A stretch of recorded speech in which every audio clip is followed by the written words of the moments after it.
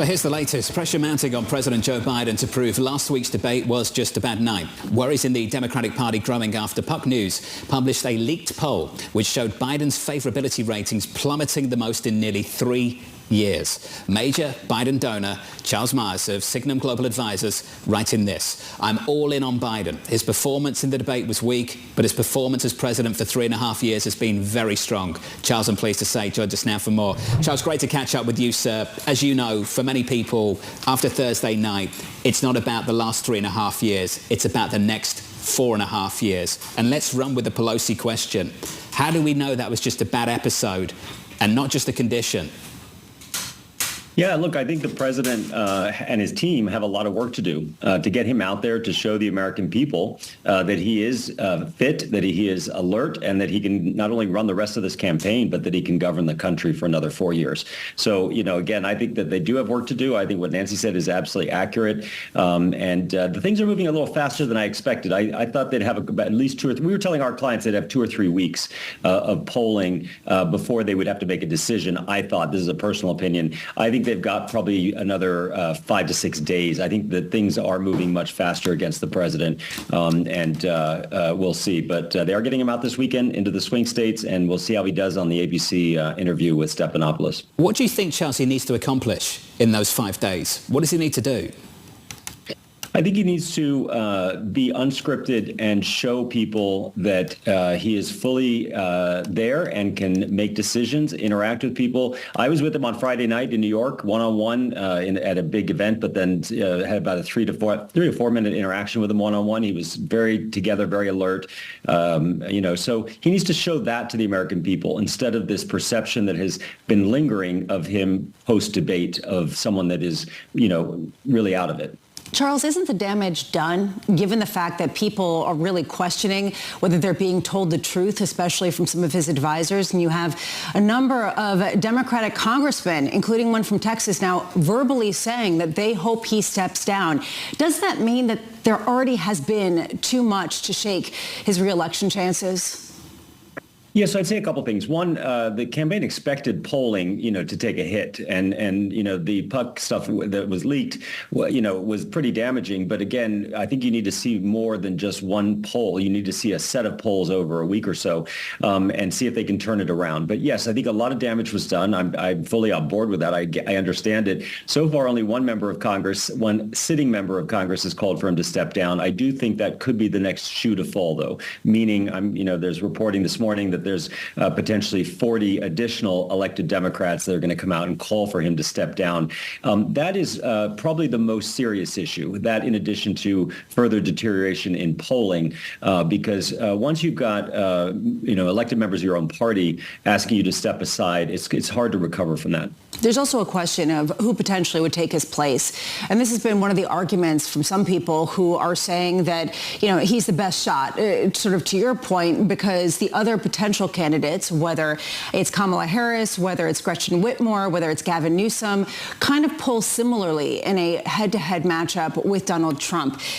Do you feel like there is sufficient polling to really make that decision, given the fact that some of it isn't that extensive? Polling to make a decision on who should replace him or if anyone should replace him? Both. Okay, so yes, so on Plan B is absolutely the vice president. I'm here to tell everybody that, and that she may not be the favorite of every donor. A lot of donors come from financial services, and we tend to be a center-right industry. But any notion that the White House, the DNC, or the Democratic congressional leadership is just going to overlook the vice president and go to some other candidate or have an open contested convention, I think is a misread of the situation. The whole point of the vice president is to step in the case of death, incapacitation, resignation, or in this case, the president stepping aside. And I can tell you they're going to try to do everything they can to avoid a contested convention, given what happened in 1968.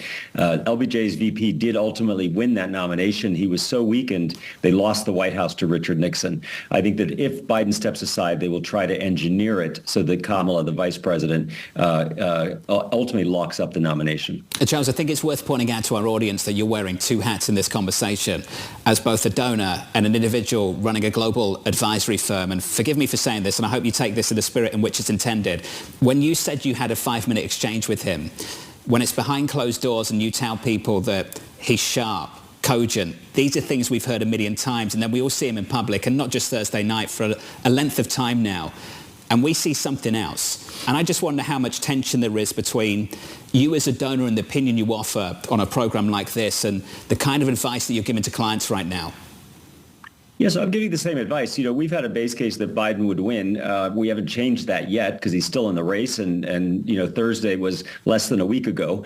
So as a firm, we don't whip our calls around. We want to try to look at data and make a good assessment. The reason we thought the reason we believed he would win is he'd already beaten him once in 2020. He's got power of the incumbency, and we think as a firm we will see higher than average turnout by both women and the Democratic base. Women because of abortion rights, and Democrats because Trump's on the ballot. Now, I think the race has changed fundamentally since Thursday night. Absolutely. We want to see if he's going to stay in the race before we make any additional call from here. So I'm sitting here both as a donor watching this very closely, but also as the head of a firm that advises clients on what to do. I think it's hard to make a decision until we have a little more clarity on what the president intends to do. And I think, as I said, we were telling clients yesterday on a call that we thought there was 3 weeks for the White House or for the Biden-Harris campaign. Yeah. I think they got 5 or 6 days to make a decision. Let's lean on the latter just a little bit. Your position as an advisor, can we just lean on that a little bit more? I want to understand from your perspective, traditionally the incumbent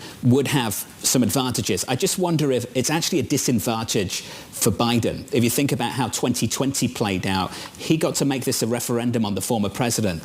This feels like a referendum on him. And not what he's delivered in 3.5 years, but whether he can last 4, whether he can actually keep this job for that long. How do they change that? Yeah, I think that's going to be the hardest part of the narrative to change, because I think up until Thursday, this, in fact, had been still partly a referendum on the former president, on Trump, as opposed to the sitting president. Now I think it's really a referendum on, can the sitting president not only campaign for the next 4 months, but can he serve for 4 more years? And relatedly, what do people think of the vice president? So again, I think in politics, everything is fair. The race changed fundamentally on Thursday night. And, as I said, I think we're going to find out in the next 4 to 5 days whether the president is still in this race. I don't think he's got 3 weeks. The dam is breaking, as John said, when it comes to different Democratic Congress members, when it comes to advisors, when it comes to people who are starting to leak their feelings to a number of different outlets. Is the dam breaking within the inner circle of Joe Biden that we keep hearing about, that keep saying, keep going, run?